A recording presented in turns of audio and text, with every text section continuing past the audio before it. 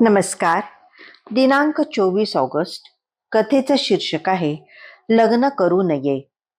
गणेश हरी सोहनी यांची दुसरी बायको ही वारली आणि त्यांनी तिसऱ्या लग्नाचा विचार केला. अनुमतीसाठी ते महाराजांकडे गेले. लग्न करू नये असा जबाब महाराजांनी दिला.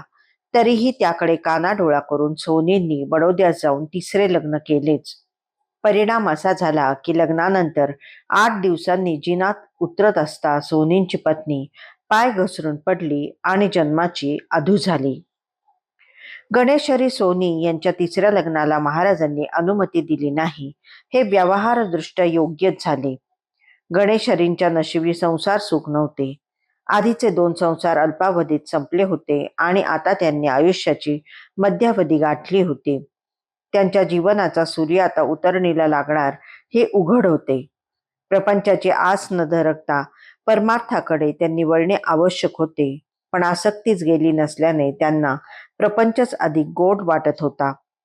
आधी 2दा हरूनही तिसऱ्या वेळी पुन्हा तोच जुगार खेळू पाहणे हे त्यांच्याविषयी कामी वृत्तीचे निदर्शक होते. त्यातला फोलपणा रिकाम्या चिलिमीवर ठेवलेल्या विस्तवासारखा उघड स्पष्ट होता. त्या संकेताकडे कानाडोळा करून गणेश हरींनी बडोद्यात जाऊन तिसरे लग्न केले आणि 8 दिवसात त्यांची नूतन पत्नी जिन्यावरून पडून कमरेतच जायबंदी झाली.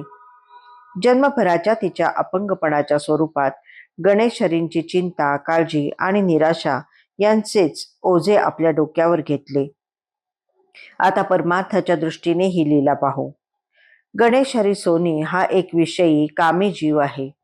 या जीवाचे पूर्वकर्म अत्यंत वाईट आहे, त्यामुळे त्याचे वर्तमान जीवनही सुखाचे नाही. हे जीवन जैसे एक तृणाचे पाते, विलसतो सुखांचा दवबिंदू ज्यावरती, दुःखाची ज्याच्या बुडास भिजली माती, दवबिंदू पिण्यास्तव मान करावी वरती, तो निखळून जातो खळकन भूमीवरती, अन टिपण्यास्तव त्या मान करावी खाली, ओठास लागते दुःखाची लवमाती. असाच त्याच्या नित्याचा अनुभव आहे. तरीही विषयांच्या आवडीपायी तो हा दुःखदायी प्रपंच सोडण्यास तयार नाही. याला प्रपंच, संसार हेच अधिक जवळचे वाटतात. सतत दुःखाने पिचल्यावर त्याला दूरवरच्या परमार्थाचे आकर्षण वाटते, पण एकीकडे प्रपंच सोडवत नाही आणि दुसरीकडे परमार्थाची भुली पडून त्याची द्विधा मनस्थिती होते. परमार्थाची वाट खडतर असते. ती वाटचाल करताना खंबीर मन, चित्त निग्रह आणि वैराग्य यांची नितांत गरज असते. ती कुवत या जीवाकडे नाही, पण तो अधीऱ्या स्वभावाचा आहे. तो दोन्ही साध्य करू जातो तेव्हा त्याची पुरतेपणी फजिती होते व धड प्रपंचही नाही आणि धड परमार्थही नाही अशी गत होऊन तो वैतागतो, त्रागा करतो. तो देवापुढे कृपानुग्रहाची याचना करतो तेव्हा त्याच्या याचनेतील उथळपणा देव जाणतो. देवाचा कृपानुग्रह खऱ्या वैराग्यानंतरच होतो. तसे वैराग्य जीवाकडे नसल्याने देव कृपानुग्रह नाकारतो. लग्न करू नये असे तो म्हणतो. येथे लग्न म्हणजे दीक्षा घेणे असं आहे. परमार्थाची मानसिक, शारीरिक पूर्वतयारी झाल्याखेरीज दीक्षा देणे अनुचित असते. खरा सद्गुरू दीक्षा देण्याची घाई करत नाही. जेथे घाऊक पद्धतीने रोज दीक्षा देण्याचे कार्यक्रम होतात तेथे खरा सद्गुरू असणारच नाही हे पक्केपणे ध्यानात ठेवावे. ज्यांना अशा ठिकाणी दीक्षा मिळाली त्यांनी स्वतःच्या मनाशी परमार्थ किती साध्य झाला याची पडताळणी करून पाहावी.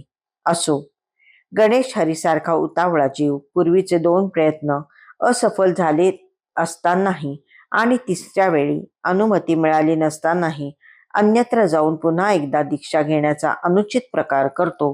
पण कामी वृत्तीमुळे प्रपंचातील भोगवासच त्याच्या मुळात वर येतो.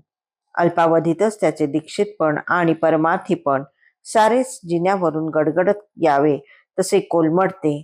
अधःपतनाचे पाप, मनस्ताप आणि वैफल्य यातच या जीवाला उर्वरित जीवन कंठावे लागते हे गणेश हरींच्या लीलेवरून कळून यावे. धन्यवाद.